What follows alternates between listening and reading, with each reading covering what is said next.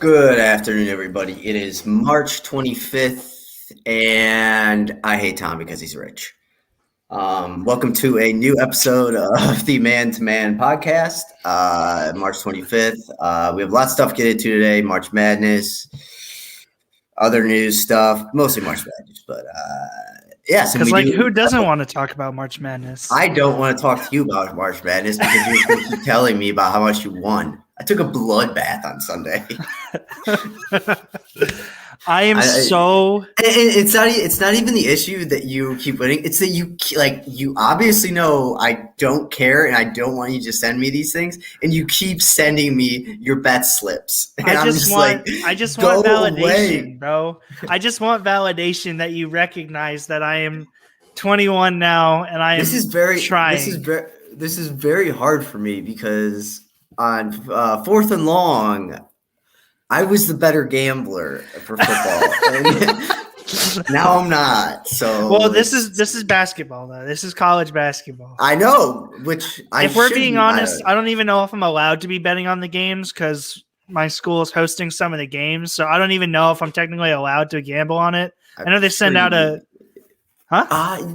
Something happened a couple of years ago. I want to say something like that. Yeah. Every year when March Madness comes around, my school sends out an email about gambling on March Madness and how we're not supposed to do it, but you still can if you're of age. I don't even know, but I don't think they wanted us gambling on it, and here I am up four figures.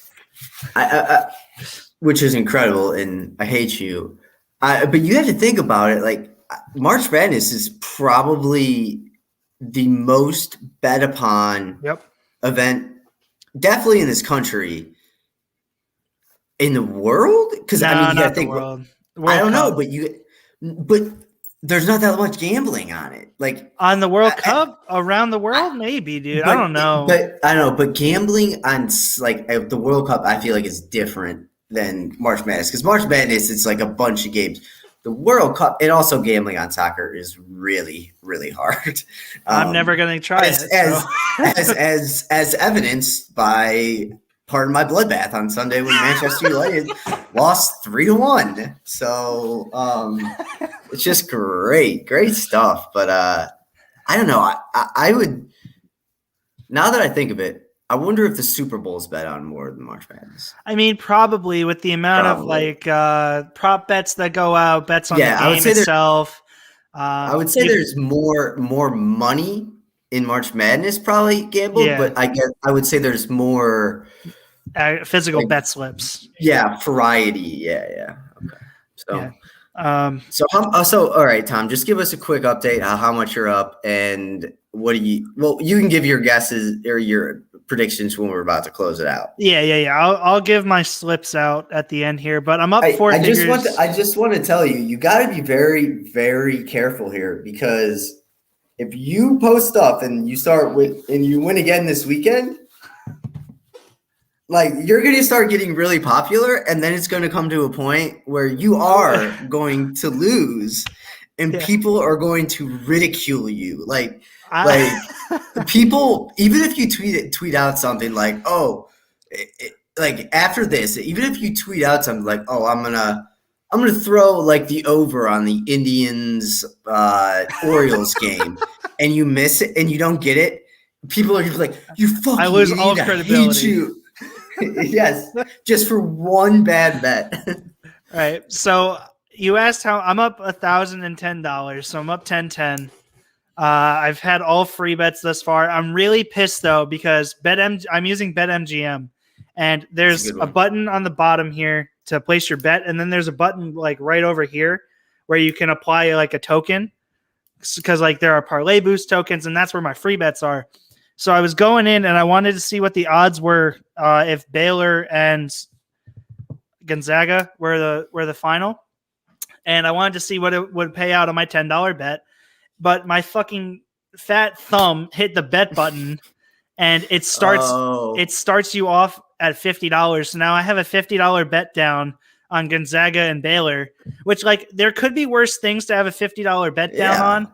At least you didn't plug in Oral Roberts, Oregon State. Yeah. Right. So like, yeah, that's kind of sucks that I'm down $50, but like it's an actual possibility to hit and it pays out 162. So like there could be worse things to have $50 down on. And I still got to use the rest of my free bets on other things. So like, am I really down? Maybe. But yeah. Technically I'm up 10-10. And I mean, I don't know. You went to AC. Just sit in the sports book. It's not hard. So I wanted to. Don't go to the tables. I would never go to the tables. That's what I was wanting to do, but my mom was the one that booked the trip because it was for my birthday, and she called like 3 weeks in advance, and then called like once every week. They wouldn't return her call, and then when we got there, all of the seats at the sports book were reserved because it's Atlantic City and it's MGM. So like, it's a big thing there. Madness. Yeah, and March, So what I ended up doing was I didn't really sit at the tables and watch the game. Because it's March Madness, there's a event center in the Borgata that they have like 7 TVs that are like the size of the closet back here on its side. So they had like 6 or 8 TVs, and we just sat there. There were people bringing around drinks, and we just sat and watched literally every game that was on until like the end of the first round of the games. And then we went and hit the tables. That like used to be like my perfect day. And now that I don't drink anymore, I kind of look at it and I'm like, that would have ended very ugly for me because I would have gotten drunker and drunker as the day went on and made stupider and stupider bets and got angrier and angrier and angrier. So see, I think it helped that I had my mother there with me, so I couldn't get that. See, in my days, I would have Terry, get out, just get out. Like you started yelling. So, I do have something else to kind of say. I don't know if it's not on the outline. I don't know if you read about this, but it's how Mark Emmert, the president of the NCAA, fucked up the TV rights for March Madness until 2032. Really? Did you read anything? No, I didn't. It actually happened in 2016. Their contract was supposed to end in 2018 with Turner and CBS. Mm-hmm. So basically every sport now, if you look at the Super Bowl, if you look at any sporting event, every year prices are like people are making more money. They're seeing bigger increases. And now more than ever, people are like when the NHL signed their deal with, I don't know if they signed with Fox or NBC or something, but they also signed with ESPN for some of their games. And they've gotten 100% revenue increase. And so you got to think that apparently in the past, the NCAA has always played it safe when it came to March Madness and just wanted to have it self-covered, which makes sense 20 years ago. But nowadays, with the rise in everything else, so Mark Emmert, like I said, 2016, before their contract ended, and they could have taken it to the free agent market, like they should have, but he signed on until 2032 for I think they get like 1 point. Their contract starts at $1 billion and there goes up 1.1, 1.2, something like that. Right. And basically, there are Yahoo maybe it was on Yahoo. I saw it on Yahoo. Basically, it's the worst media contract in recent memory in sports because they say by 2032 the March Madness could be bringing close to $10 billion. So and the headline was hilarious. It was just like Mark Emmert's already tenuous tenure at NCAA is gonna as NCAA president is gonna come to an even worse end than previously imagined. But do you know what actually else is the second worst Big T? I'll give you a hint. It's a conference, a college conference, and a TV station. What do you think is the second worst contract in sports? FS1 in the Big East? No. And because I think you're kind of looking at it the wrong way. Probably. It's CBS and the SEC. CBS pays annually a lump sum of $55 million a year to the SEC to basically get the best game in college football every single weekend, and they get the best championship that easily is worth $55 million. Yeah. So yeah, I guess that contract, like, people laugh at it, like it's so bad. So I didn't think it was. I was thinking in basketball terms. I don't know why. yeah, no, I mean, the only other one I guess I would have thought of other than that, because it would have taken me a while to come up with like SEC, CBS. I probably would have said Notre Dame, NBC, but Right. I don't know. Oh, All right, let's actually get into the podcast then. All right, let's go. All right. Today in sports history, in 1881, it was the 43rd Grand National. Irish jockey Tommy Beasley. That is the easiest name that has ever been posted in something about the Grand National on Today in sports history. Irish jockey Tommy Beasley wins his second consecutive Grand National aboard 11-2 co-favorite Woodbrook. Damn. I want to read more about that 100. I want to read more about that 100-1 guy odds that won the last time when I said it. Right. That's pretty. I mean, I think Seabiscuit was even under 100 to 1. In 1889, the first Test cricket match played at Newlands, Cape Town versus England. Like, that looks like the first Test cricket is different than regular cricket, and I don't understand that. I don't understand what all these cricket terms are. In 1960, this is interesting. Did you know the NCAA tournament used to have a third place game? I did not. The NIT did. The postseason NIT did. It was they always had it up until the mid 90s, I think. It was like it was a big game. Well, in 1961, the third place game is one of the wildest contests in NCAA tournament history, as St. Joe's defeats Utah 127-20 in quadruple overtime. You mean 127 to 120? Yeah, whatever. But I don't know what I was going to say. I mean, that could be just. I mean, that score could probably be reached in just regular time now. Yeah. Probably if they wanted to. So, Gonzaga, we're looking at you. Oh, that was the other thing I was going to bring up about it. Basically, if Gonzaga does win the national championship, which I guess this is true for a lot of favorites, like, I guess Vegas has been trying to quietly lower Gonzaga's odds as low as they possibly can, and they say. They've said that if Gonzaga wins it all, the casinos and the gambling industry is going to take a bloodbath. Yeah, well, because they also got really lucky. Because do you remember when I was telling you about Michigan? They had the big gap in Michigan. They got lucky when Livers got hurt. 100%. I know with Gonzaga before the last round, right? So before the round of 32. I think they were favorites by minus 110 or minus 150. So still relatively decent odds for the number one team in the country. Now, if you go to put money down on them straight up, I think it's minus 220 or minus 240. They've at least doubled the odds or something like that. I know that they're making it harder to win. You're explaining it the right way. I think you've got the plus and minus wrong, but you're explaining it the right way. Yeah, Gonzaga's plus 150 right now. That's what I meant. Plus. Yeah. My bad. Okay. Yeah.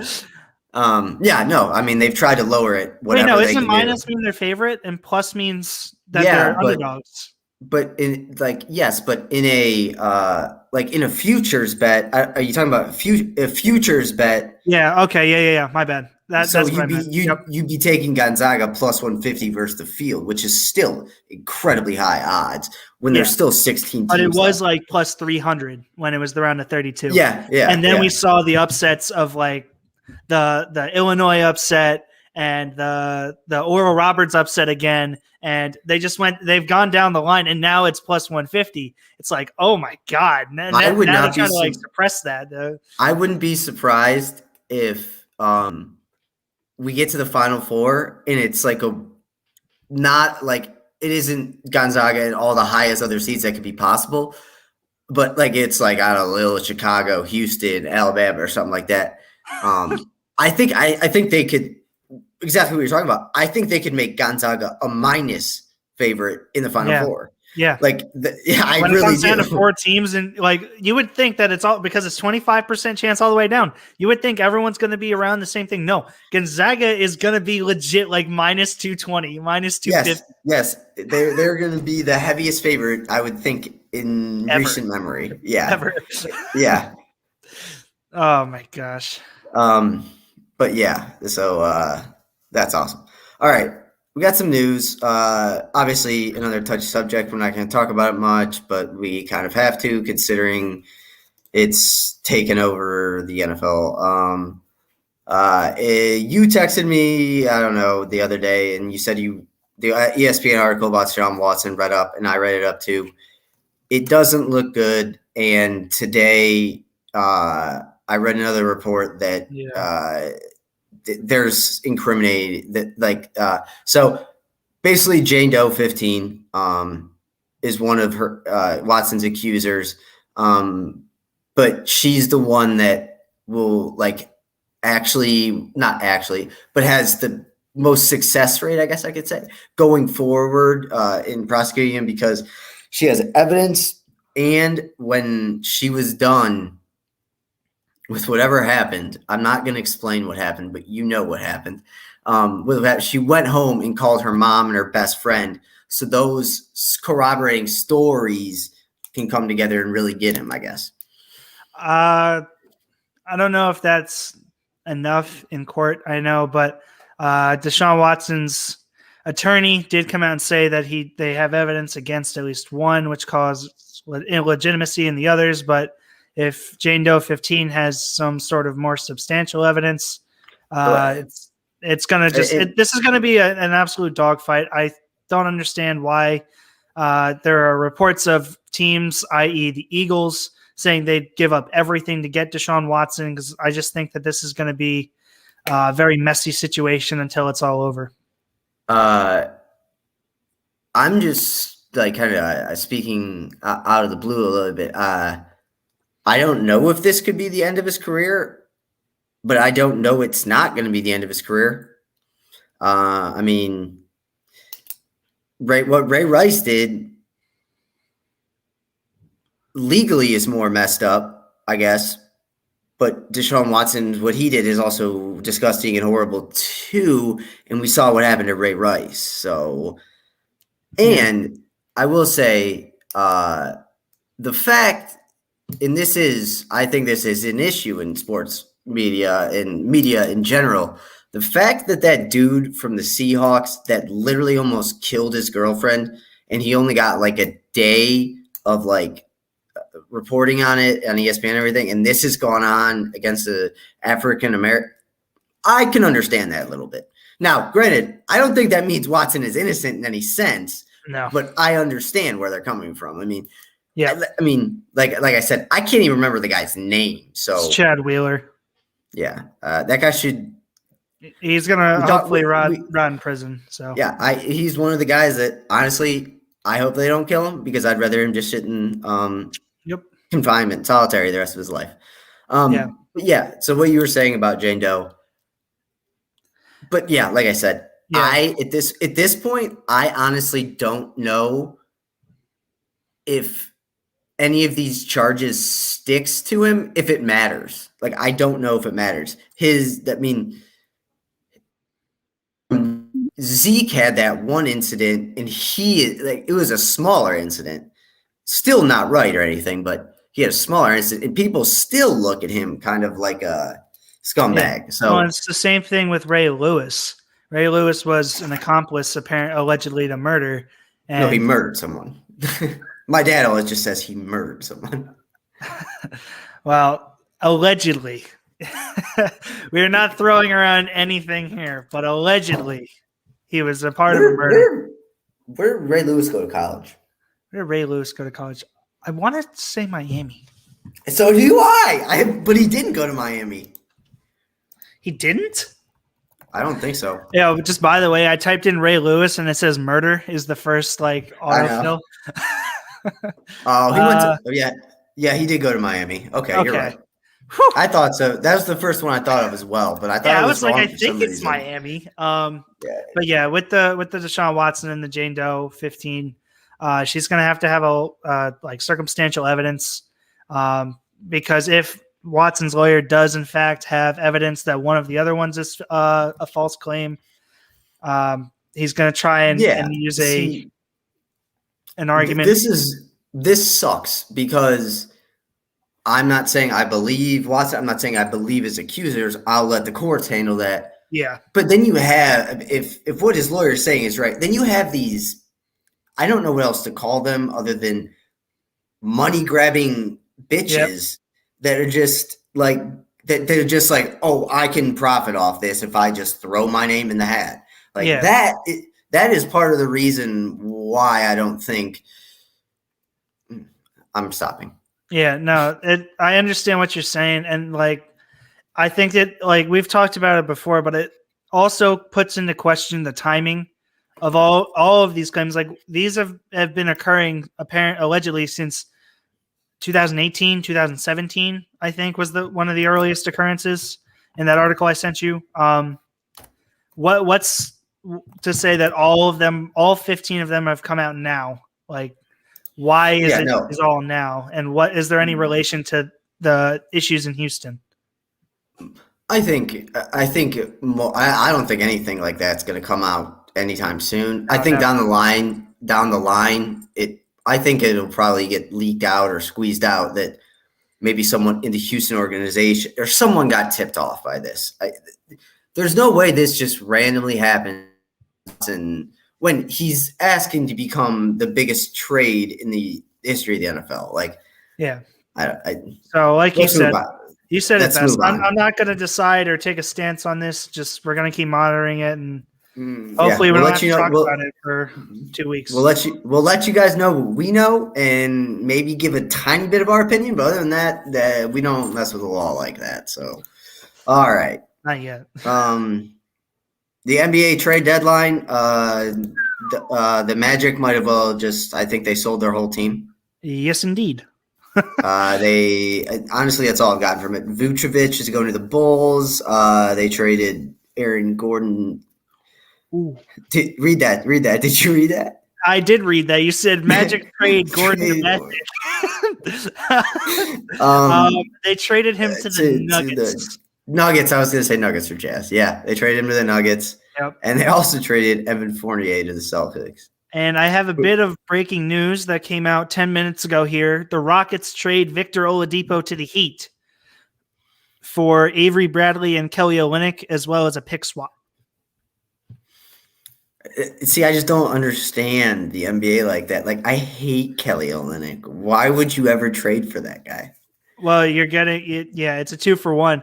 I love Victor Oladipo. I'm so glad to see him out of Houston because Houston has sucked since losing. Yeah, they've lost 20 in a row. They lost 20 straight after the 20th. After the 20th loss, they were interviewing the coach. It was Steven Silas, who was a good young coach. He just is in a terrible situation. He like broke down. It was like, yeah, the losses are getting to me, guys. There's been 20 straight of them. Yeah. So they ended up winning one, but Depot's over. I love that trade, honestly. You get Jimmy Butler and Victor Oladipo on the same team. That's kind of deadly. I just hate the Heat, though.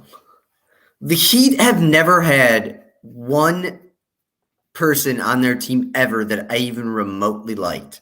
Oh, I was a huge Dwayne Wade fan. You suck. I love Dwayne Wade. You suck.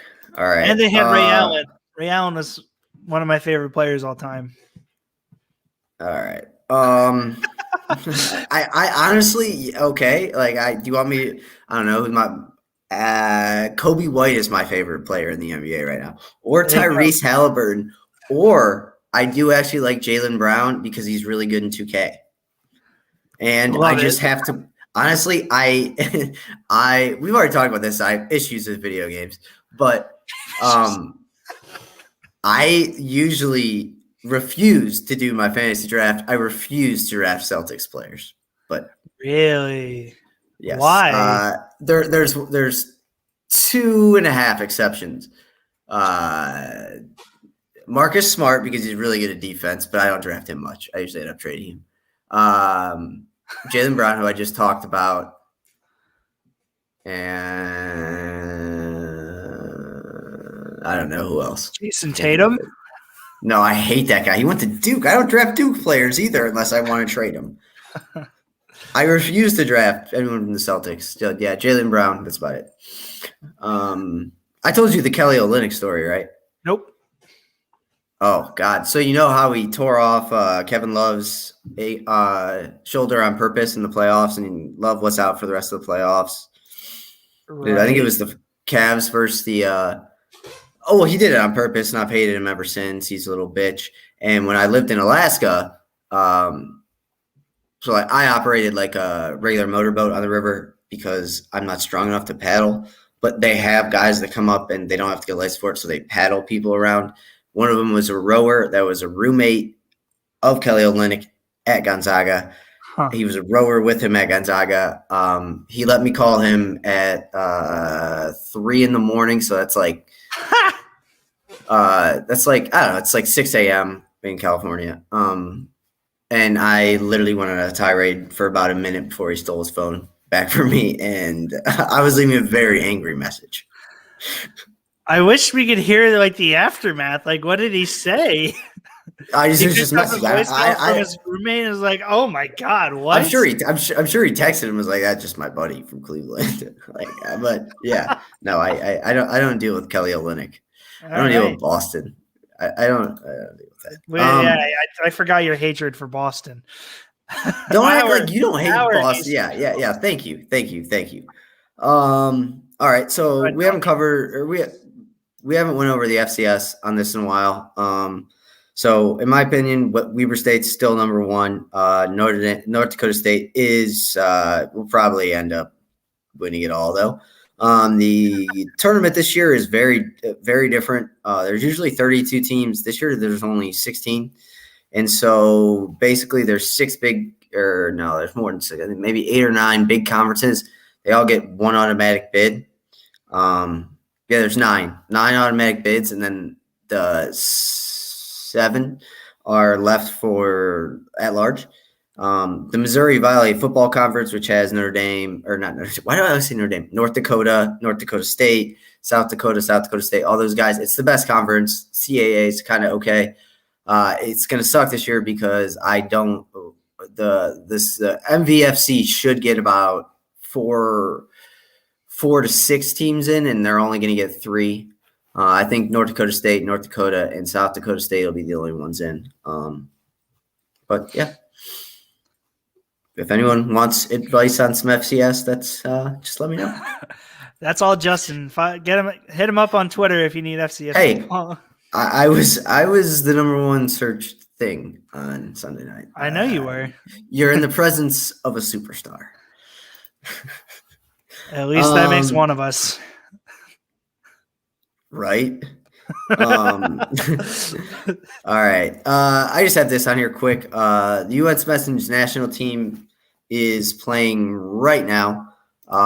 It's a big one because basically all these young guys are in the lineup for their first time. Sergino Dest starts for Barcelona. Very good. He's 20 years old. He scored his first goal in the first half when I was watching the USA.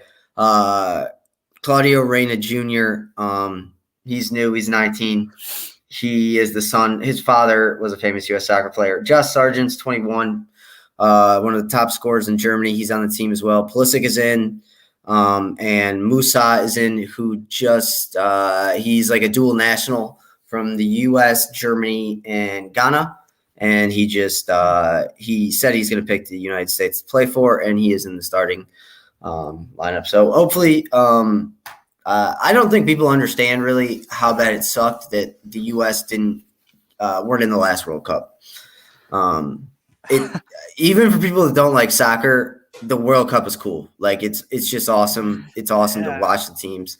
So I watched the World Cup and I don't even like soccer. everyone watches it. It's just great. It's like for the first, and it's awesome. It's like if they almost had like I don't know, like the World Basketball Championships every 4 years or something like that. You mean the Olympics? Yes, but you know what I mean. You get what I mean. So shut up. The World Cup is actually probably more comparable to March Madness. Kind of. It's a little bit longer. A little bit longer. I mean, obviously the USM. I mean, they financially take a hit when they miss the World Cup, but it's also, I mean, the way they didn't make it last time, it was just embarrassing. So hopefully they'll have better results, and they finally have all the young stars in the lineup. I like putting out young guys. That's always good. Gives them a chance to grow and hey, maybe a brighter future. Who knows? At this point, we missed the last World Cup. Nothing can be worse. So play all the young guys. Play all the young guys. And it is good that a lot of the USM and like the US team's players are young players, and they're not playing in the United States, which is very, very good. Because even you who doesn't watch soccer, if you went from like a Manchester United English Premier League game to a MLS game, even you could tell the difference. It's vastly different. I only know one player in the United States League. And that's MLS? Yeah. Zlatan. You know, he's not in the MLS. He used to be. He was on the Galaxy. He plays for AC Milan. He just signed with them. Oh, no way, like really? Yo, that was my favorite team. Oh my God. So I took Italian. Oh, really? What? Because my favorite team just beat the shit out of your favorite team last week then. Well, I don't watch soccer anymore. It used to be my favorite team. There's the excuses. Oh, I love AC Milan, but I don't watch it anymore when they lose. No, I stopped watching, period. I took Italian in middle school and high school, and that was my team because they had the one guy. You took Italian in middle school? And high school. What other languages did they offer? What, in middle school or high school? When you got to high school? Once I got to high school, there was Italian, German, French, Spanish. I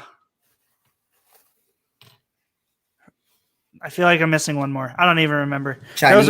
Those were the big four, though. I know there was one more that never really got any traction. So I've never heard of anyone teaching Italian. Like don't they speak English? I mean, yeah, but like they also speak Italian primarily over in Italy there. Like everyone there speaks it because they're taught at a young age, like to learn English, because English is like the language that everyone knows. But like they speak mainly Italian. For me, it's so hard. Like I honestly know that English is probably the hardest. It's probably not the hardest language to learn to speak. It's probably the hardest language to learn to write for sure because of stupid rules. I just don't understand why everyone doesn't speak English. I don't get it. I mean, most other countries do. I know, but I just don't know why it's not the universal language. Like everyone should be born. Is it not? Everyone should be born with English in their brain already. That's my new invention. Oh my God, we're cutting this clip. I'm going to figure out how. Yes. Okay, cool. Yeah, I'll probably be leaving the podcast in about 3 years. I'll be a rich millionaire. All right. Love that. Oh, and speaking of the World Cup in 2020, it like straight up, like it can't be held in Qatar. Like they have to change it. Like I don't even know where Qatar is, bro. I don't either. I think it's a man-made island. I don't know. But they basically use slave labor, and many hundreds of thousands of people have died building their stadiums. So A, and B, it's going to be like 125 degrees there in the summer. Like they can't play. That's going to make for great. Oh my God, that's where Qatar. Oh my God. Yeah, no, they can't have it there. It's like UAE. Yeah, it's like that. Yeah, it's like in the Middle East, basically. Yeah, the Kind of like the United. Middle East. It's literally like right next to Kuwait. Like Kuwait's up here, and then down the coastline, here's Qatar. Yeah. So, and the last thing about soccer, if you think your sports organization is corrupt, or you think college athletics is corrupt, nothing is more corrupt than FIFA. I just want everyone to know that there is not a sports organization in the world that is more corrupt than FIFA. I mean, why do you think they had the last World Cup in Russia? The last World Cup was in Russia? Because they were going to kill the president of FIFA if he didn't put it in Russia. Great. Duh. All right, you're up. I'm up. Free agency. Free agency. So last time we were here was March 22nd. So we're gonna go from March 23rd on, and big names only because now we're getting into the nitty gritty. So the Bengals signed Eli Apple for him to get onto his third team. I guess. I don't know. Eli Apple's garbage anyway. The Bills re-signed Isaiah McKenzie. The Broncos re-signed Kareem Jackson for a 1-year, $5 million deal. Big signing for the Eagles. The Eagles signed former Super Bowl MVP Joe Flacco to a 1-year deal. Do you see Jalen Hurts losing the job? Because I know a bunch of Philly fans that are not very happy with his performance, and they're looking at Joe Flacco as potentially a starter. Yeah, if I'm the Eagles, I want Joe Flacco as my starter rather than Jalen Hurts. Really? Jalen Hurts isn't a good quarter. Well, then why trade Carson Wentz? Why not trade Jalen Hurts? I agree. I don't know. I think it's hard to judge the guy's whole career and what he has ahead based on like 4 games. So I think Joe Flacco would be a good backup plan. Jalen Hurts is less athletic, has less arm talent than Johnny Manziel did. Johnny Manziel threw away his career. That's fine. Jalen Hurts can't play quarterback. Where do you want? He wasn't good at Alabama, and he wasn't good at Oklahoma. He was. I don't know. I think that he has potential. It's just whether or not they're going to get it out of him. And now that they don't have any good coaches, you can't be serious right now, right? I mean, he has everyone has some potential early in their career. I'm not saying he's going to be a superstar, but my God, give the kid a year. You got to see what he has in the tank first. I gave him 5 years in college, and he still sucks. I mean, he knows how to win. Does he? How many national championships did he win? Did he have 2? Well, first of all, he was a part of one team that won one. He didn't win any. If Tua Tagovailoa doesn't come in that game, Alabama loses that game in 2018. And Jalen Hurts is never. Did he not have another one? No. I thought he had one the year before. I don't think so. I'll look it up. Go ahead. Keep talking. Anyway, I don't know if Joe Flacco is the right guy to bring in, though. I agree. I would have probably brought in someone else or kept Wentz. But I mean, I would have honestly gone for Andy I just Dalton. have to say, we know a little bit about bad quarterbacks. That's true. And that's why I'm kind of surprised at you right now.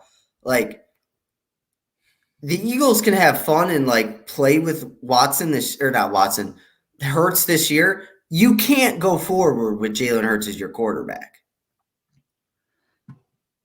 I don't know. I don't know. Wow. There are so many factors that I don't know. I like letting the young guys play and see if they can hang. Because he doesn't need to be Aaron Rodgers. He doesn't need to be the whole team. I feel like they have other playmakers that they can worry about and grow and develop around him. The Eagles. Yeah. Especially if they take someone good with that 6th pick. Okay. Just go ahead. You're very usually spot on with this kind of stuff, and I'm usually the one that just kind of throws things out there. The Eagles haven't had a wide receiver since the Super Bowl they won. And even then, Alshon Jeffrey wasn't very good. Well, I'm not gonna fight that. The Atlanta Falcons signed Mike Davis to a 2-year deal. Is Todd Gurley a free agent still? I feel like Todd Gurley's still a free agent because he signed a 1-year deal last year, and now that year is up.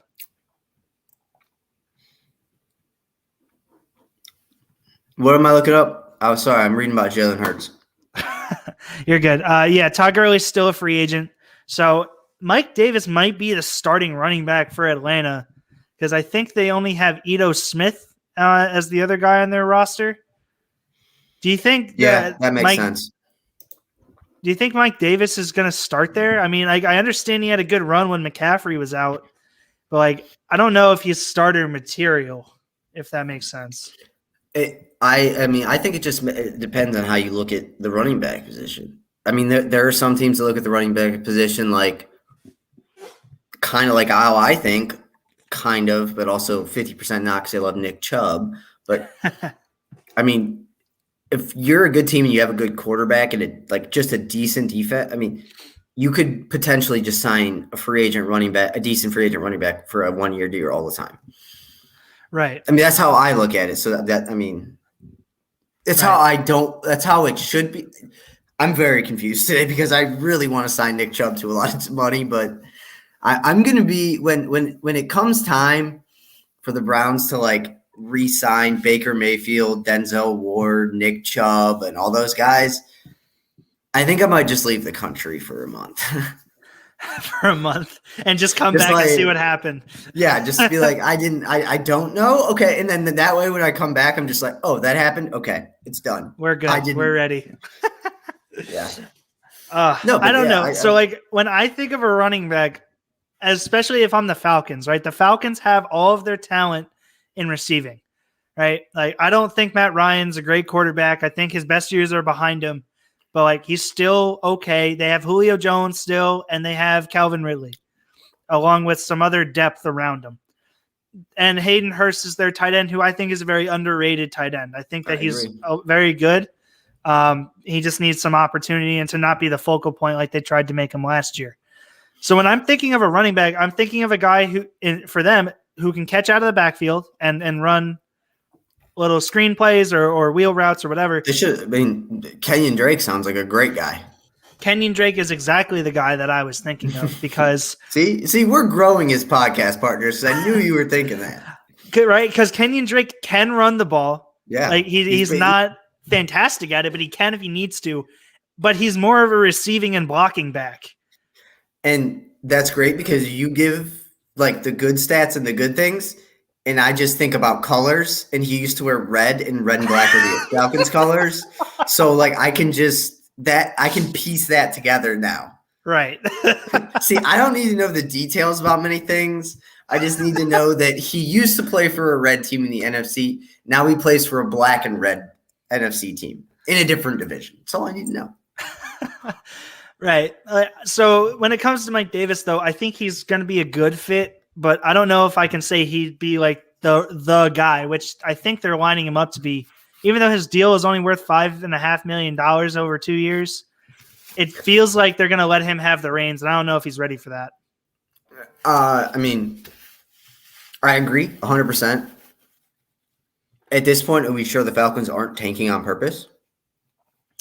I wouldn't be surprised if they drafted a quarterback with the 4 pick. This isn't the hot take I'll have at the end, but one of the hot takes is, I don't know what I was going to say. God, I always forget what I was going to say. Hot take about the Falcons. And I think we're going to see a lot more tanking in the future. Look what happened with the Jets. They were trying to tank so hard, and then their players are like, "F that! I'm going for the dub." Yeah, and I can honestly say I think the Browns openly they didn't purposely go 0-16 or 1-15, but they were trying to lose. And believe me, I don't give Hugh Jackson any credit for like having the mind like, oh, we'll tank on purpose. No, Hugh wasn't smart enough for that, so he can go away. But I mean, after you start out 0-8, it's kind of just like we might as well lose the rest of the games. Yeah, just save up the losses that would still get a decent pick in the draft. But with the Falcons, though, like Matt Ryan still has a huge cap hit going forward, and I don't think they have an out. So like drafting a guy now would be great, yes, but I don't know if they're going to be able to play him, or I don't know if you're going to be able to pay Matt Ryan whatever. I think he's getting like 40, maybe $38 million to sit on the bench. That just doesn't sound realistic to me. So who knows what they're going to do. All right, go on. Okay. The Packers re-signed Kevin King to a 1-year deal. Probably a good move for them. I would have liked to see Kevin King kind of step into his own and be at least a corner two. Zach, the guy from Florida, he's a Packers fan, and when I don't know if it was Rappaport or Schefter, one of them tweeted it. They just signed him back, and he just tweeted in all capital letters, "Why?" So all I see, this is where I get my opinions from now, not from Zach, but just random things. And now I'm like, that was a bad signing because I saw one person say it was bad. So I don't understand. I don't know. I like Kevin King. I wanted them to. I wanted the Browns to bring in Kevin King last year to play in the slot. Right. He's one of those. He's a more like lengthy guy that I think could develop into the slot guy. Right. I Kevin King. What else can you say about Kevin King? Didn't you go to Washington? What was that? Didn't you go to Washington? I think so, yeah. So just to finish up the 23rd real quickly, I think that was it because that was all the big name. The Patriots cut 3 people. One of them was the kicker that they took in their 3rd round, that Justin Rarwasser or whatever his name is. I don't know. So then to move into yesterday, the 24th, this signing I didn't even hear about, but this is actually well, tell them about the most important thing that happened yesterday. What's that? Come on. I know you got it on there. About the Patriots? Jadeveon Clowney visited the Browns in Cleveland yesterday. Oh, I don't have that as a list. Yeah, Jadeveon Clowney did have a visit in Cleveland. We've been saying it for, what is it, two years now, 3 years? He's not coming to the Browns. It was reported today he left the city without signing a contract. I honestly think Jadeveon Clowney has I don't know, maybe he's been to Cleveland like once in his life before he got drafted, and he has like a favorite restaurant there or something that he only goes to once a year. So he's just like, I'll take a meeting. I'll take a meeting with the Browns as long as we go out to eat at Del Pietro's. And then he just leaves with no contract. Yeah, guys, I'm really not feeling it this year. I'll see you guys next year after my 1-year contract and I get hurt again. And if you guys in the future next time, you might be able to get me more and entice me more if you give me a gift card of the restaurant while I'm at the restaurant. So next year when I come to the restaurant, I don't have to see you. Yeah, I don't have to take a meeting with the Browns. I don't have to see you. That might help your chances next time. No, in all seriousness though, I would love a Clowney signing. I don't want him for a lot of money though. You can't give him any more than way too injured. Yeah. So an underrated signing that I didn't even see until I looked at this, the Bears signed Damien Williams to a 1-year deal. Now, Damien Williams was almost Super Bowl MVP 2 years ago. And then he sat out last year, lost his job to Clyde Edwards-Helaire and I guess Le'Veon Bell, if you want to say that. But he sat out and the Chiefs cut him, basically. So now they're bringing in Damien Williams to work with David Montgomery. And I think that's a really interesting kind of pairing. If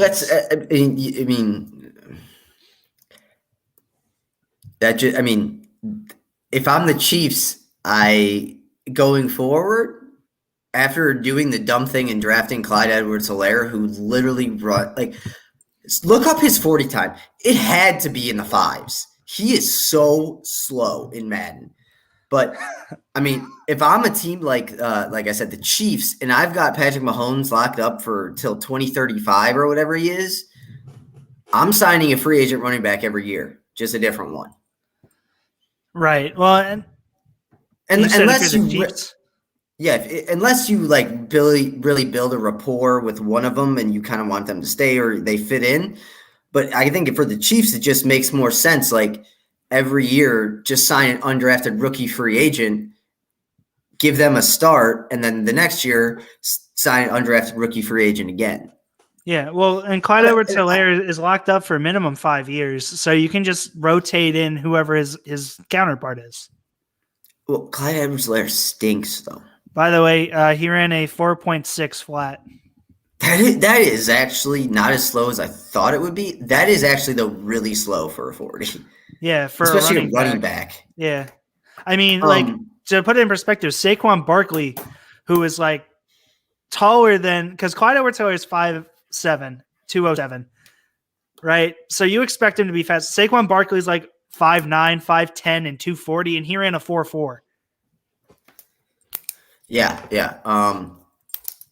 So go on. I have two things to say at the end when you're done. Sure. So the Bengals bring in Ricardo Allen on a 1-year deal, kind of whatever. The Buccaneers re-sign Ndamukong Suh to a 1-year deal so he can keep stomping on people, which would be cool. I wouldn't mind. Oh, Tom Brady's on his team. Oh my God. I was just about to say I wouldn't mind if he stamped on Tom Brady, but whoa, they're on the same team. That's Ndamukong Suh was brought into the Lions just to stomp on Brady, or not the Lions, the Dolphins to stomp on Brady, and he didn't do it. Missed out on his whole career. The Colts re-signed T.Y. Hilton to a 1-year, $10 million deal. Probably the right move for them. Yeah, it's the right move, and because I don't think they had many other wide receiver options really. Yeah, especially free agent wise, I think they have a good core with Hilton, Pittman, and I think Zach Pascal's a free agent. But I wouldn't be surprised if they take a wide receiver with their picks. Paris Campbell is a decent slot. Slot guy. He's decent. He's fast. The guy I was trying to think of. Yeah. He just needs to get on the field. Him, Pittman, and Hilton are a solid three. I think Pittman's going to be very, very good. I agree. I've liked Pittman for a while now. He was out of USC, right? Yeah, I feel like USC wide receivers, when they come out, they're not always like stars, but they're able to stay in the league and be decent for a long time. Like Keyshawn Johnson. Nelson Aguilar, never been super good and was actually very bad in Philadelphia, and they wanted to actually kill him. But, he's still around, and he's 28. And he just signed a pretty big deal with the Patriots. Yeah, he signed a huge deal with the Patriots, which basically means he's going to be good.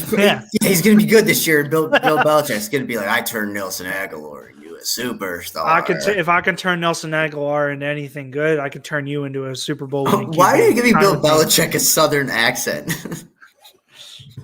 Bill. Anyway, I'm sorry I'm not Wyatt's World, okay? I don't watch any of those videos you send me. You should. They're hilarious. I don't laugh at TikTok. It's not funny. All right. Well, anyway, I'm going to speed through the rest of these. Former San Francisco 49ers quarterback CJ Beathard signs a 2-year deal with the Jaguars. Looks like they found Trevor Lawrence's backup. The Jets are trying to get as many old guys on the defensive line as possible. So they went and signed. That always works. They signed Vinny Curry to a undisclosed deal so far. A move that I actually didn't know could happen that I'm actually very surprised they did, and actually one that I like. The Jets signed Tevin Coleman to a 1-year deal for $2 million. Yeah, I just saw a report on that. He followed Saleh from San Fran. Yeah, and LaFleur, who is the OC now. And I have to say, I actually genuinely like that move because Coleman's a guy who can do it, but he needs to stay healthy, and he could play counterpart to like Najee Harris or someone if they wanted to draft one of those. That would be great. There are a lot of things here. I don't know. There are way too many similarities I'm seeing right now between the Jets right now and the 15-1, 16-0. Like, I feel like you guys, especially if you hang on to Sam Darnold. And like I said, I agree with hanging on to Sam Darnold. So don't get me wrong. But also, I'm a tainted mind as well because my team sucks as well usually. But if you guys stick with Sam Darnold, I could see a path where it's like 15-1 and then 16-0. How honestly, I'm not trying to be an asshole or anything. Like, honestly, how I feel if I was a Jets fan going into this, it is like exactly how I think I felt because no one saw the 1-15 coming, but everyone saw the 0-16 coming. Right. So, I just really don't want you to have. I think we finished with 3 wins this year. I think we went 3-13, or maybe 2-14. That's as bad though. But and that's the thing though. Everyone will say the 0-16 season will go down as the worst season ever because it technically was. But really, was it? By losing every single game, we guaranteed ourselves the first pick, and we took a quarterback with that, and we also had a top. We were really lucky that draft. The fact that picks in the top 5, the fact that Texans pick ended up being a top 5 pick was huge. 100%. And we have 2 picks this year, but the other one is 23. So it's not nearly as game breaking as having 2 top 5 picks. To bring you back to that, I love Denzel Ward. I still think I would have rather had Bradley Chubb. Yeah, if you had Garrett and Miles Chubb, Garrett, that would have been filthy. I do that in Madden sometimes. Ooh, it's dirty, bro. Yeah. Okay. To wrap up free agency stuff, did you know Mercedes Lewis is still in the league?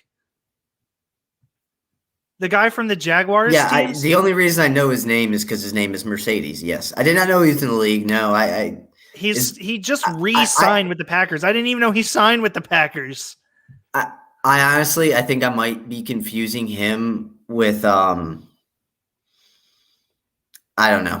I don't know. And then the last tidbit from free agency: the Patriots re-signed Lawrence Guy to a 4-year deal. I think he's their nose tackle. Right. I think. Yeah, they signed him to a 4-year deal, and they re-signed James White to a 1-year deal. So that's all I have. I honestly I don't need to hear any more about the Patriots. I just if we could just fast forward to opening day of the Patriots, just so I know who their quarterback is. That's the only more news I need out of the Patriots. It can't be Cam Newton. They just paid him $14 million. It can't be Cam Newton. It's Cam Newton, bro. All right. So the 2 things I wanted to bring up, we obviously have pro days going on. Rondale Moore officially checked in at 5'7". According to I don't know, it's not PFF, but it's another formula. The only wide receiver drafted since 2000 that has been successful in the NFL while being under 5'8". Can you name him? Wes Welker. No, and not Julian Edelman either. I was gonna guess that 5'8" or under. Yeah. Wayne Corbett. Cole Beasley. Damn it! I was so. I don't know how they came up with it, but they said that. Rondale Moore, like I said, checked in at 5'7". Did you see his vertical? I did not. 42.5. I think he is going to be an absolute steal late in the first round. I've been saying Rondale Moore for a while. I had him in my first round. I took him out of the second because I wanted him to slip to the Jets. I love Rondale Moore. He is an absolute stud. And he's another player where you have the luxury when you draft him. It's we didn't draft him as a wide receiver or a kick returner. You drafted him as a playmaker.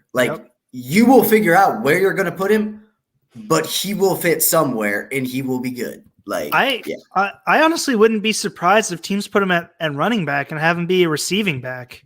I completely agree.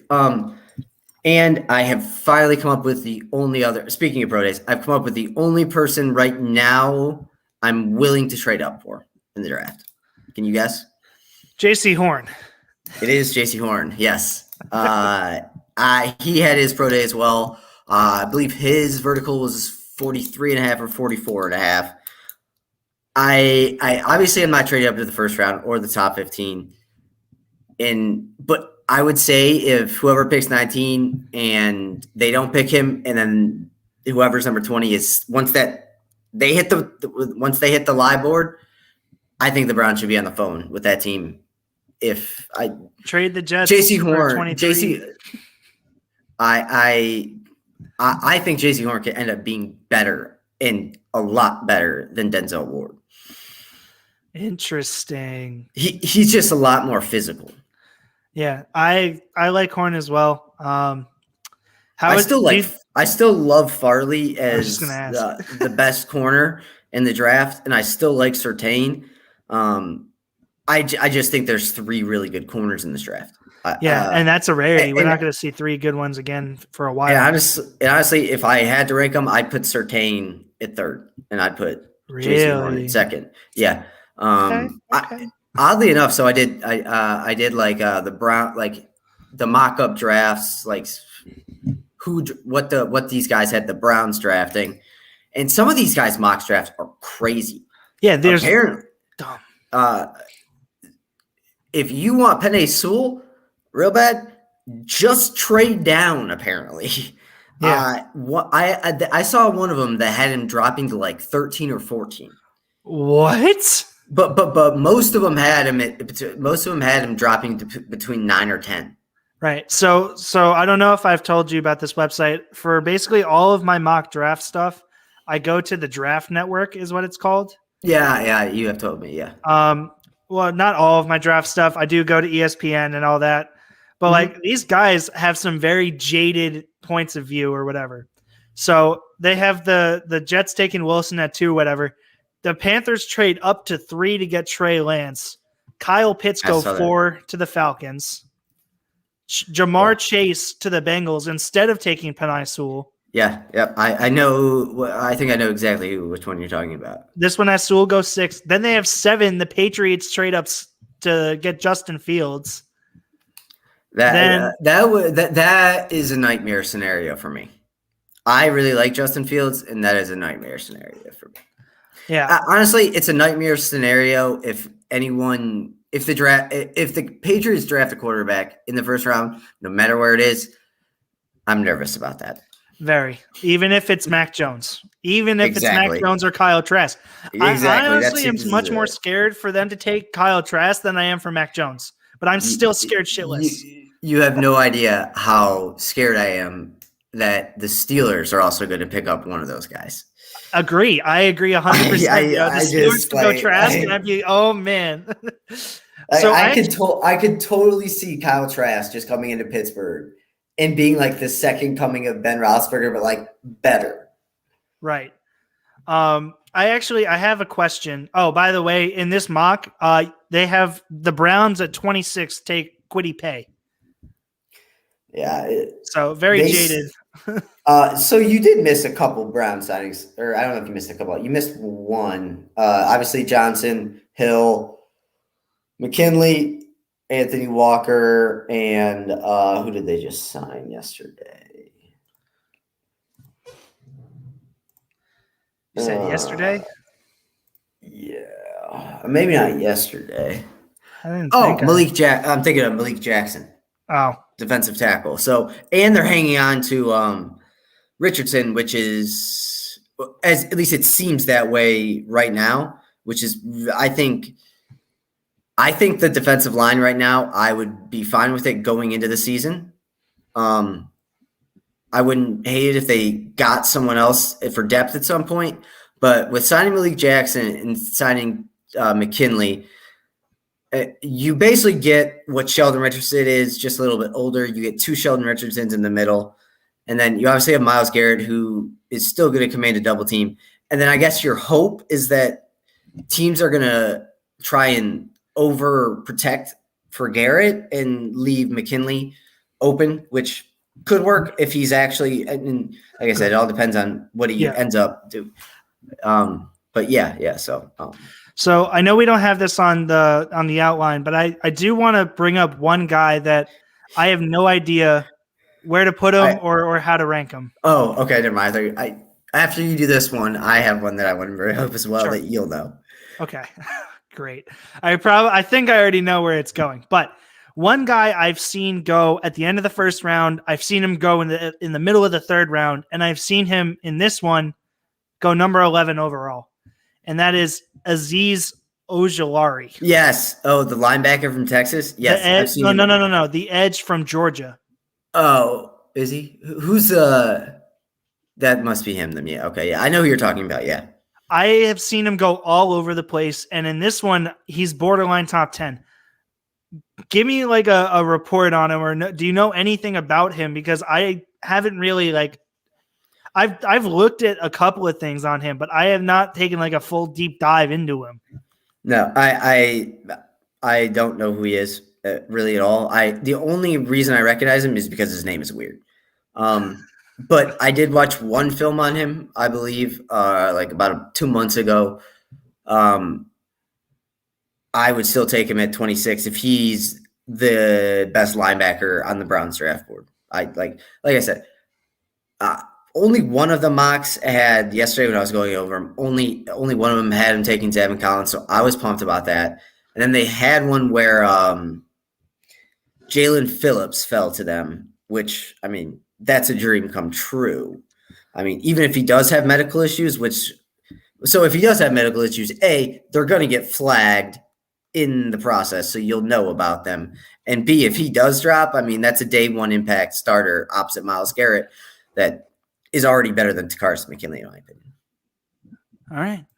So what was it? Oh, you know who else I've seen everywhere as well? Trevon Moehrig, the safety from TCU. Safety. Yep. I saw him in the top 10 on one of them last week. I've seen him all over the 20s. I've seen him in 2 drafts, is 31 and 32 in the other, and then all the other ones I've looked at not in the first round. He's been everywhere. Yeah, I think I had him in mind going to the Saints or to the I think it was the Saints. It was the Saints or the Packers. I don't remember which one. But yeah, he is all over the place. I've seen most of the ones that I see him tinkering around in the low 20s and the 30s or in the very beginning of the second round. But to have him top 10, that seems a bit excessive. Yeah, I don't. This one has him in 27. Ravens. I guess I'll say I've seen Sean Wade everywhere too. I like Ohio State, and I think Sean Wade will eventually be a good slot corner. I'm not taking him in the first round. He's a day 3 guy, in my opinion. Yeah, I agree. I think unfortunately, because I think last year if he would have came out, he would have been a first round pick. But I think, I would take him day 2, but I wouldn't be surprised to see him day 3. I mean, he had a horrible year. If he didn't have that pick 6 versus Indiana, I mean, his tape from his senior year is basically nothing. Like, there's nothing. So, all right. Enough about that. We can get right into March Madness. Yeah, we're gonna have to go through this a little quickly. Also, another note that I read: the Oklahoma City Thunder, have 34 draft picks in the next 7 years. Yep. You can build 3 NBA teams with that many picks. I think they're going to do what I do when I start a new franchise, which is trade literally any talent that you have left for picks and then use those picks to extort everyone else. Yes. To give me their best players. I did one draft or in one draft for one of my seasons. I compiled like legitimately 15 first round picks. And I had literally like every other pick in the first round. And I traded them away so that my starting roster was like, it was literally anyone that I had. Jokic, I got traded to me. I went and got Jimmy Butler, Bradley Beal. Like I just started getting everyone, and then I was instantly good. Yeah, it's great. I love it. Because it's exactly. I don't know if I mentioned this, but I play NBA 2K the way the Rams actually do football. The draft, I don't care. Take all my picks. Yeah. Give me Tyrese Halliburton. Give me Kobe White. Give me Michael Porter Jr. I'm fine. No, I totally agree with you on that. Yeah, I trade away anyone I don't want, and then they're like, "Oh, you don't have enough players." I'm like, "Okay, sign them to the league minimum," and then I trade them for more picks. Like it's great. I love it. Yes, it's perfect. All right, so into March Madness, we'll have to do this a little quicker because we obviously somehow talked about things other than basketball for an hour. I don't know how we did that because it's really the only sport that I'm paying attention to. So we'll basically just go over it and kind of give some picks. I think that'll be the best, and then we'll I'll log into my BetMGM. Hang on. Yeah, no one cares. Everyone fade Tom. I want everyone to start fading you right now, and then if everyone wins and you lose, if everyone wins and you lose, I will be very happy. All right. Okay. So we have I want you to suffer, Tom. I want you to suffer. I want to suffer. I don't want any more money. So we got 4 games on Saturday and 4 games on Sunday, and it will take us to the Elite Eight, and then we'll go over predictions. So first game on Saturday, I don't even really know what to call it. No one really expected this one. 12 seed Oregon State versus Loyola Chicago. Loyola is favored by 7. The over/under is 125.5.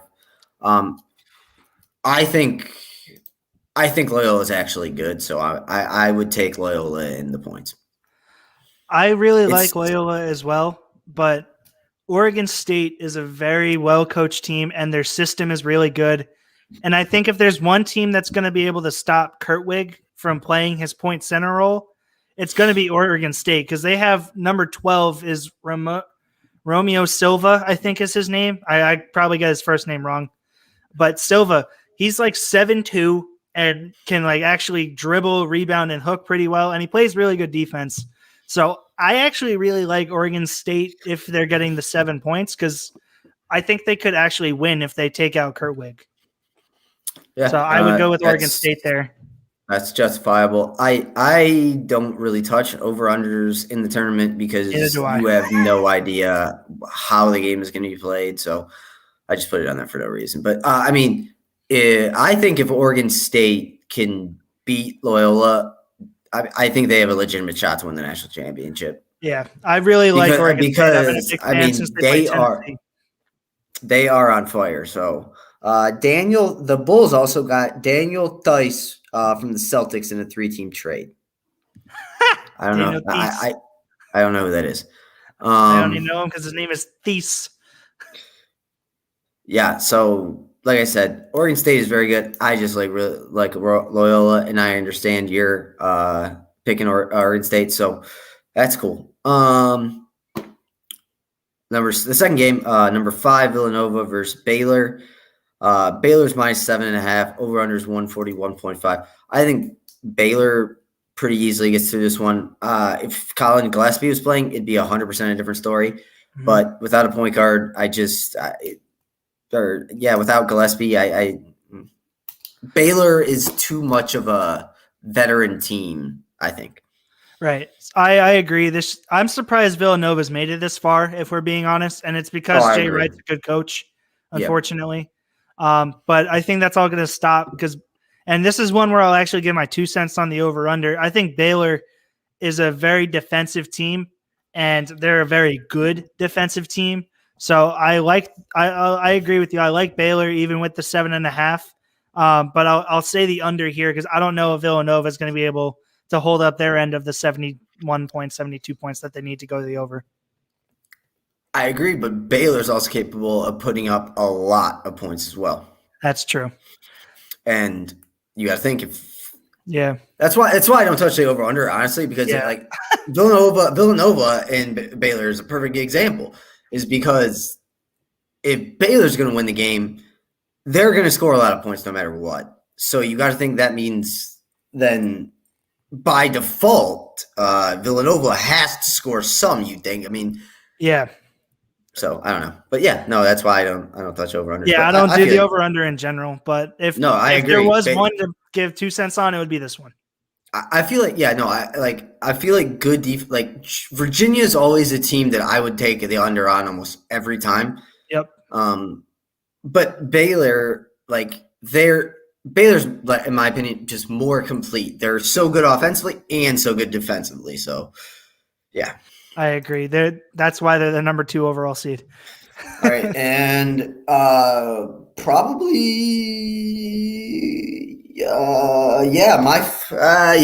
my favorite game left of the weekend, or at least the first 8 games, Oral Roberts versus Arkansas.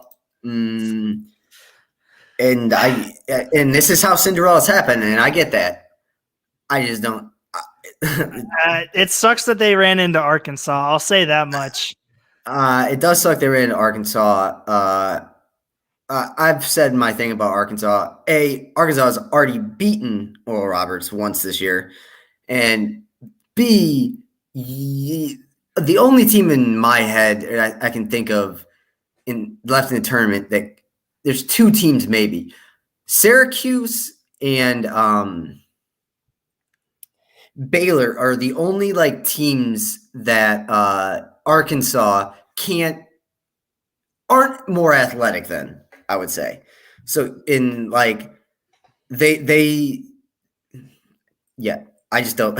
This is why they're Cinderellas, but I can't see them beating Arkansas. Yeah, it's really unfortunate because I love watching the story of just Oral Roberts going all the way. I just don't see it. Even if they did win this game, right? Let's put it on a hypothetical. Even if Oral Roberts does win this game, they have to play the winner of, I think it's Baylor Villanova, or they play the winner of. Hang on, I'll pull up the bracket.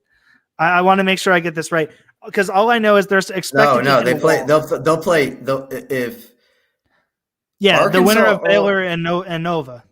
I don't think so. I have the bracket here. Is it? Yeah, they're in the South Division, so they'll play the winner of Baylor Villanova. Oh, I think Baylor. We'll talk about that if it happens. Baylor Arkansas would be a great game. Oh, it's going to be a great game. But if we're talking about Oral Roberts, even if you do find a way to hang and beat Arkansas, you're not beating Baylor. Yeah, and so, if somehow Villanova wins, though, that's a different story, because I think Oral Roberts beats Nova. What region is Houston in? Houston is in the Midwest, so they play. If they win their game, which we'll get to in a minute, they'll play the winner of Loyola Chicago, Oregon State. Yeah, that's what I was thinking of. So basically, Houston might have the easiest path to the Final Four in the history of the NCAA tournament. So now the highest seed that they could possibly end up playing before reaching the Final Four is an 8. Is an 8, right? And that would be if Loyola Chicago wins. Because I think, didn't they play – they obviously played a 15, but then they played a – So they played a 10. Didn't they play a 10? Who, Houston? Yeah. Yeah, they played Rutgers. No, they played Rutgers. Yeah, Houston played the 15, then they played a 10 of Rutgers, and then they play an 11 of Syracuse, potentially an 8 or 12 in Chicago, Loyola, or Oregon State, and then they play the winner of they're in the Final Four then. This is literally going to be the easiest run for Houston, potentially. I'm going to keep saying potentially because we'll get to it in a minute. But back to Oral Roberts and Arkansas. I know you said I think it's 11, right? 11 what?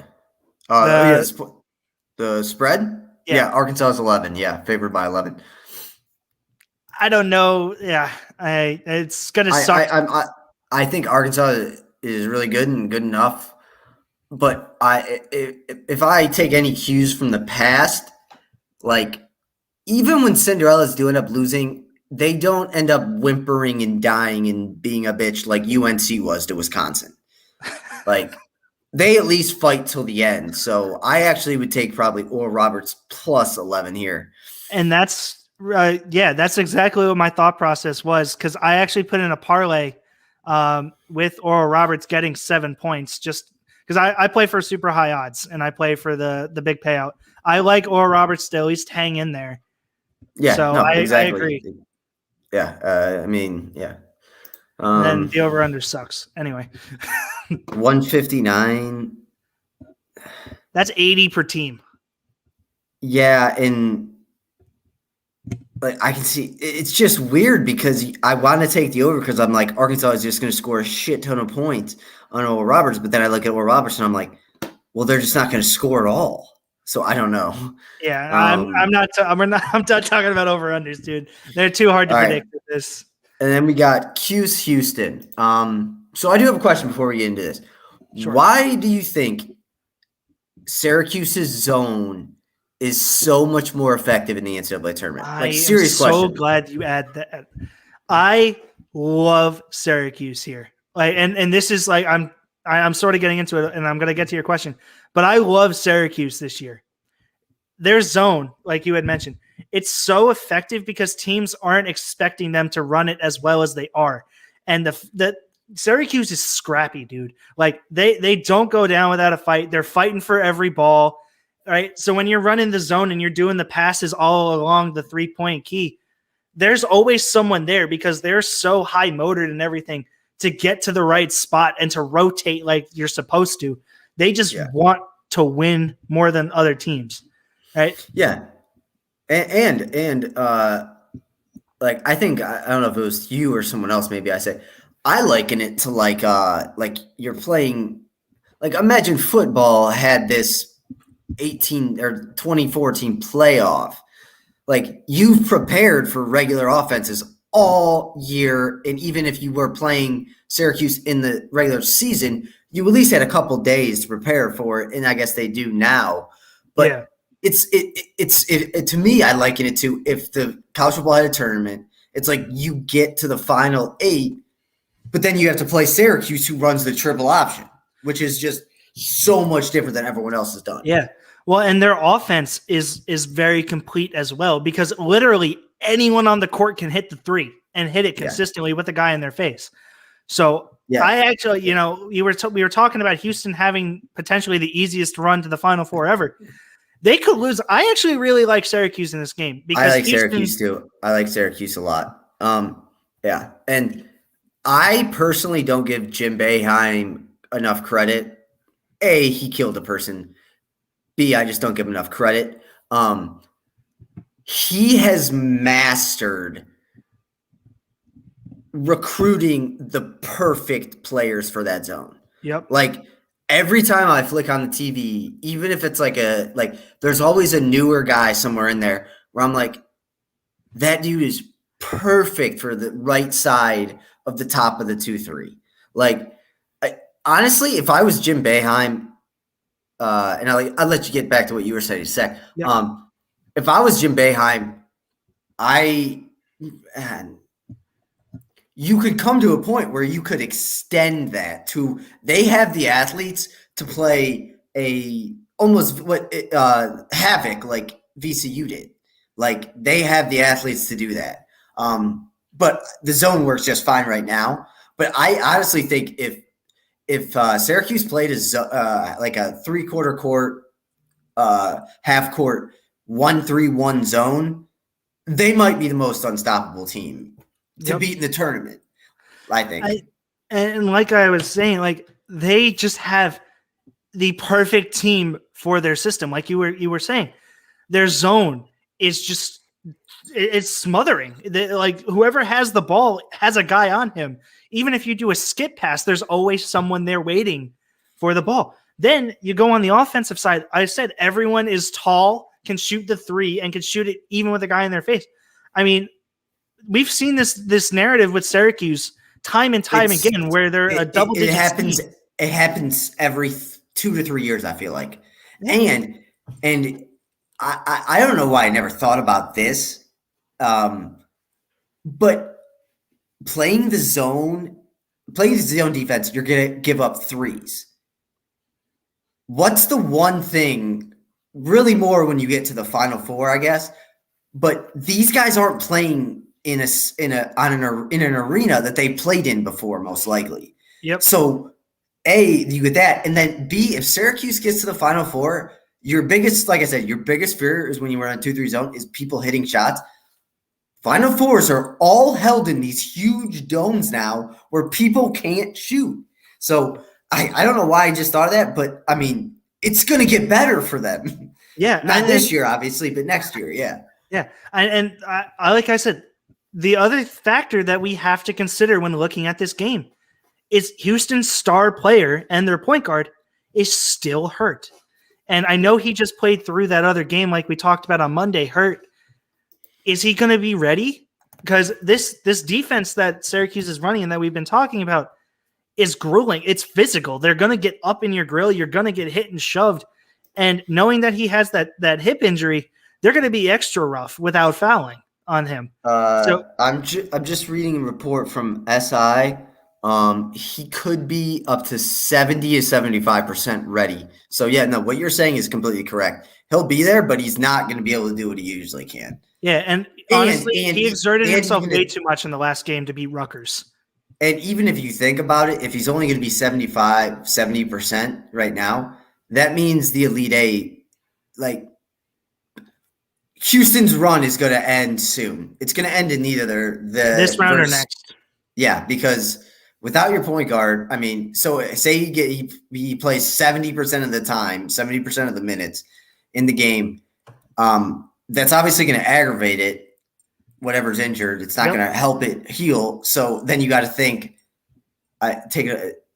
he's at maybe 50, 60% by the Elite Eight. So no, you're completely right.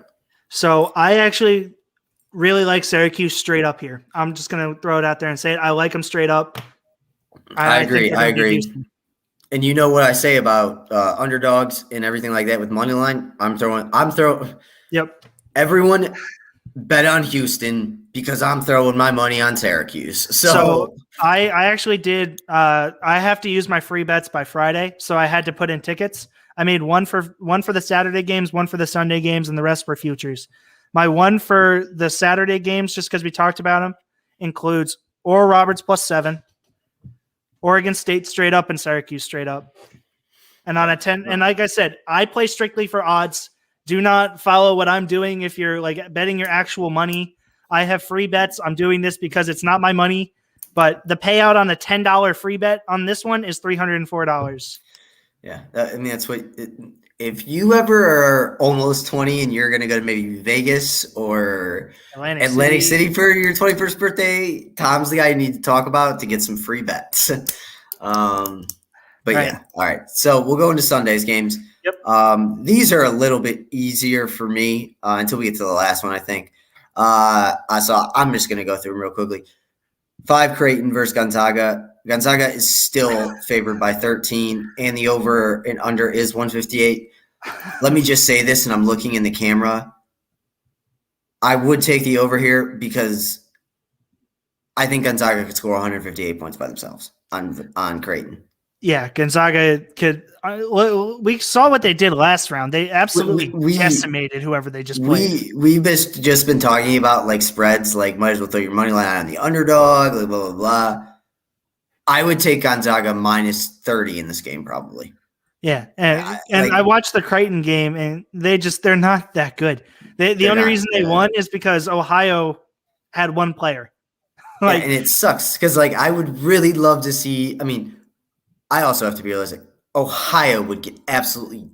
I mean, it would be horrible to watch them play Gonzaga, but that's most teams in the country. So I think guys were at the and I will pause real quick and say this.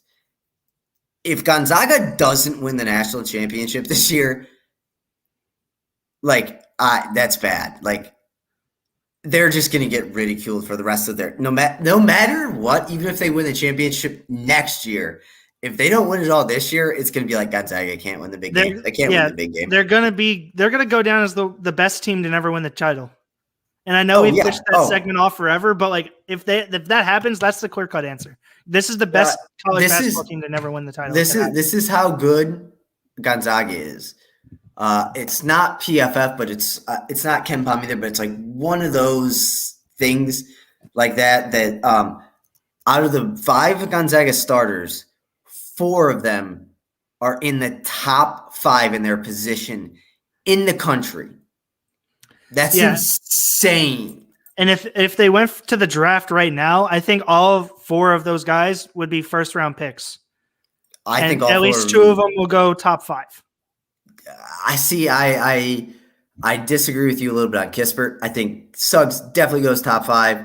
I could see Kispert once he starts working out and doing things because he is. I mean, he's the best shooter we've seen in 2 or 3 years in the draft. He is very good at shooting. So I agree. Yeah. No. So I mean, yeah. Once again, we're going to tell you to bet on these games because it's fun. This is the first March Madness where I honestly think it doesn't matter. Gonzaga's going to win. But we're just going to keep going anyway. So Gonzaga's minus 13. I would take that. I would take Gonzaga and the over 100%. I would also say that even though I just said I would take the over, I would take the under because I think Gonzaga is going to be up by 25-30 by the time we're halfway through the second half. So they'll just put all the bench players in.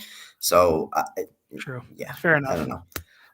Florida State is the most compelling game of the weekend, right? Yeah, I agree. I'll let you start on this one. Then go ahead. Michigan is favored 2.5 over Florida State. I've watched Florida State. They're a really physical team. They're a very well coached team, and they have a really solid system in place.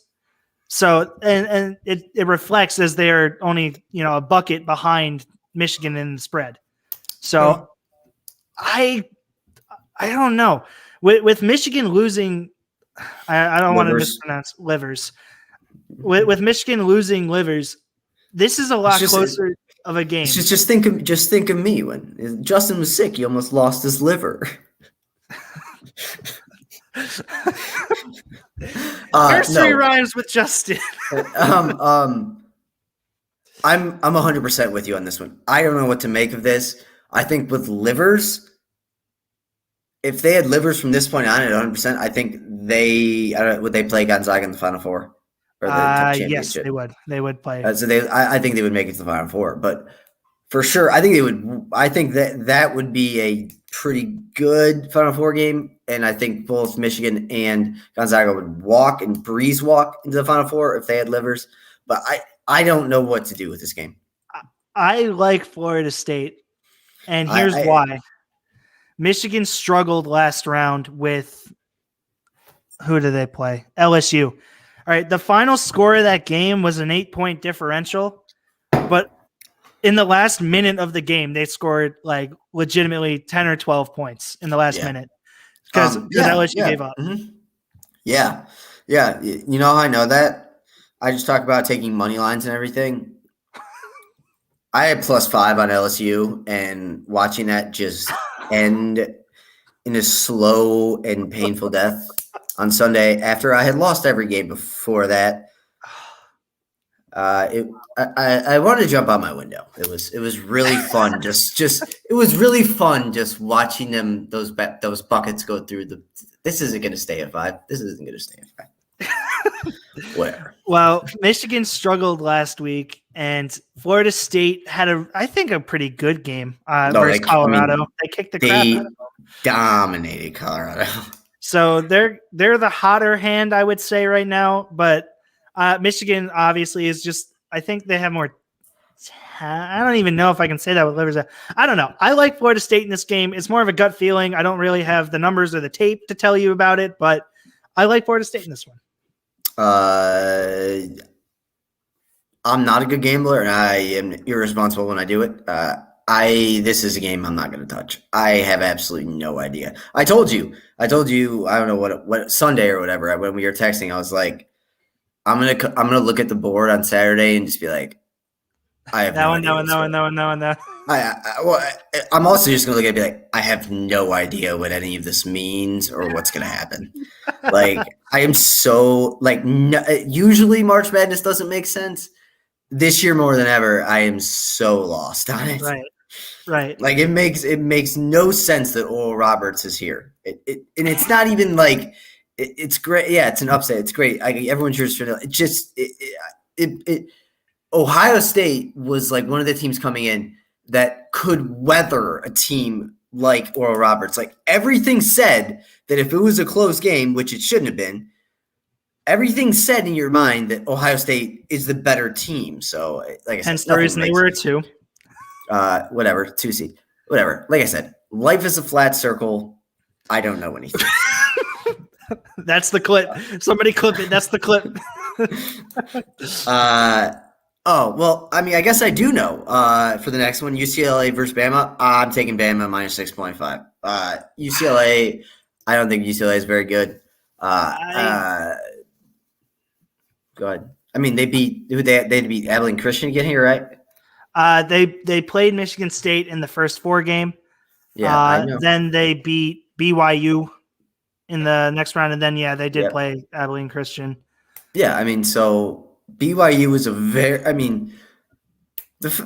I don't know how the committee came up with the spot, like the seeds this year, but I mean, it makes no sense to me that BYU was a 6 seed and North Carolina was a 10 or a 9 seed. Like I said, BYU had one player, and it was the transfer from Purdue, Matt Harms.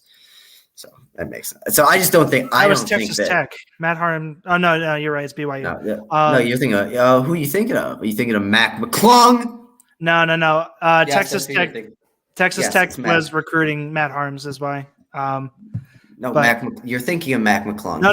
I know he does, but Matt Harms was getting recruited by Texas Tech and chose BYU over them, which I didn't get. But whatever. You look it up. I'm dead ass. Didn't happen. I will send you a link later. If you send me anything else ever, I'm blocking your number. Okay. You have not sent me one good thing in the past week. I sent you the Deshaun Watson thing. Your point. That was not good. Anyway, I really like UCLA. I don't know why. I've watched them now for the games, and I'm not saying straight up. I'm just saying I like UCLA as a team. I think they have a really solid core group of guys. I really like there's Johnny whatever isn't it? They have a bunch of really weird names and everything, and they shoot really well. But what? You seem to know a lot about this UCLA team.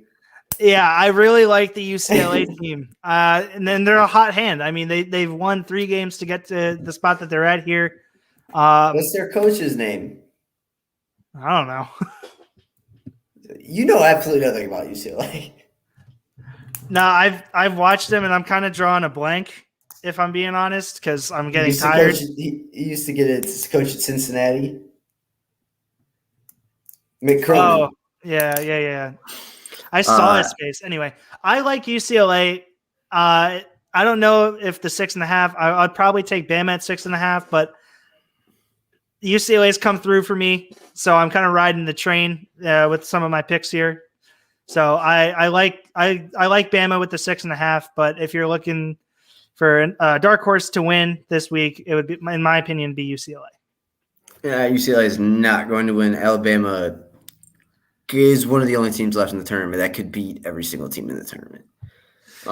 Alabama minus 6.5. But actually, just keep going with Tom. Tell him, because when you lose this weekend, then all your followers will come groveling back to me. I don't even have any followers. Oh, you don't think so? I know some followers. Yeah? Yeah. Of me? Yeah. I don't know about that. That's because you don't know about them.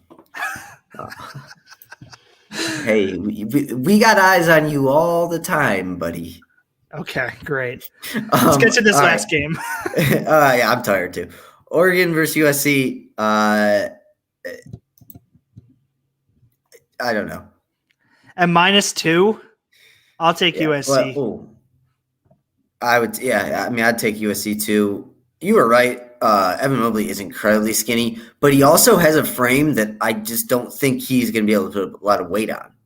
Yeah, he just seems like he is a tall, skinny kid. Yeah, like I'm a new bowl type kid.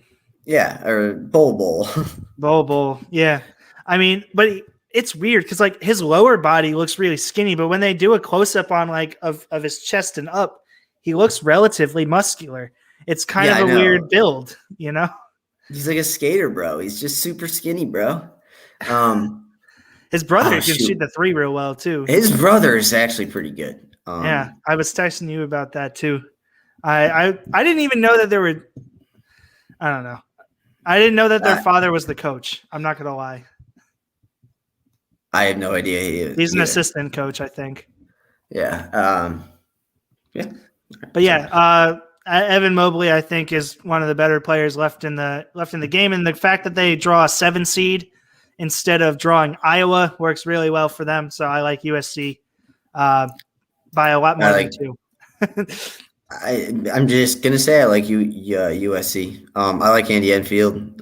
So I have not been, and the fact is, with me in this game really is I've seen Oregon play once. Like it's not that big of a difference than seeing people play 2 games, but for whatever reason, I think it's a big difference.